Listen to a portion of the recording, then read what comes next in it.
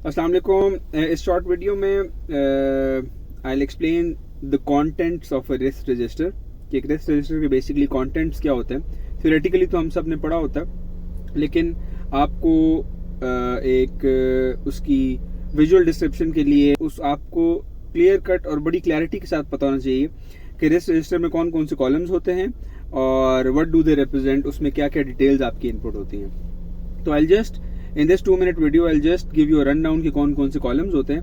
in the next video I'll explain it in detail इंशाल्लाह। तो जो रिस्क रजिस्टर कॉलम्स हैं उसमें सबसे पहले आपका रिस्क आईडी होता है। Every risk on a project is assigned a specific ID. Digitally या ऑनलाइन या अपने आप पोर्टल पे उसको सर्च करेंगे स्पेसिफिक आईडी से, तो आपके पास वो जो स्पेसिफिक रिस्क है वो सामने आ जाएगा। सेकेंडली उसके बाद रिस्क डिस्क्रिप्शन होती है। There is a very specific way to write risk, जिसमें रिस्क में आप इनिशियली उसका कॉज लिखते हैं और फिर आप लिखते हैं कि रिस्क है क्या और व्हाट विल इट इम्पैक्ट, उसका इम्पैक्ट लिखते हैं। तो रिस्क की स्टेटमेंट में आपका कॉज और इम्पैक्ट होना बहुत जरूरी है। तो नेक्स्ट आपकी बेसिकली रिस्क डिस्क्रिप्शन होती है, जो आप एक स्पेसिफिक फॉर्मेट फॉलो करते हुए रिस्क डिस्क्रिप्शन लिखते हैं उस रिस्क की।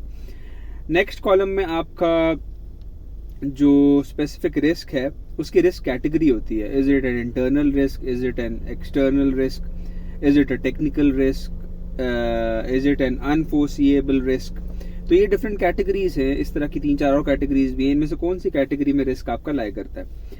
नेक्स्ट आपका जो होता है वो आपका रिस्क का probability and impact, likelihood and impact, दोनों एक स्पेसिफिक स्केल पे मेजर किए जाते हैं और उनकी वैल्यूज आपने नेक्स्ट उस स्पेसिफिक रिस्क के लिए प्रोबेबिलिटी की वैल्यू भी लिखनी है और इम्पैक्ट की वैल्यू भी लिखनी है। इससे नेक्स्ट आप मूव करते हैं तो आपका आ जाता है रिस्क स्कोर।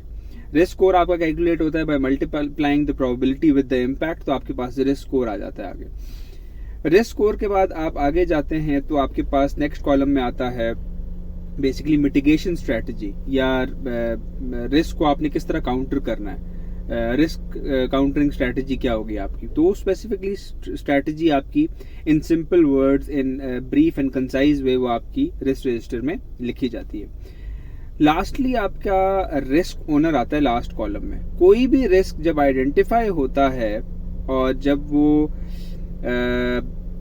क्वालिटेटिव से क्वांटिटेटिव एनालिसिस वाली स्टेज में जाता है, फाइनलाइज लिस्ट ऑफ रिस्क में आपके पास एक रिस्क आ गया, तो उसका एक रिस्क ओनर असाइन होता है।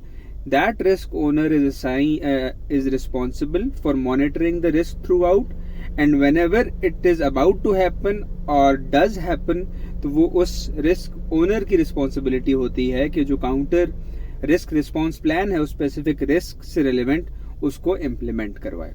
तो that is the responsibility of a risk owner. तो ये एक क्विक रनडाउन था जो आपके पास रिस्क रजिस्टर में जितने आपके पास कॉलम्स होते हैं उनकी क्या क्या डिस्क्रिप्शन होती है, उसमें आपने क्या क्या लिखना होता है। I will make a detailed video on this. Take care, cheers.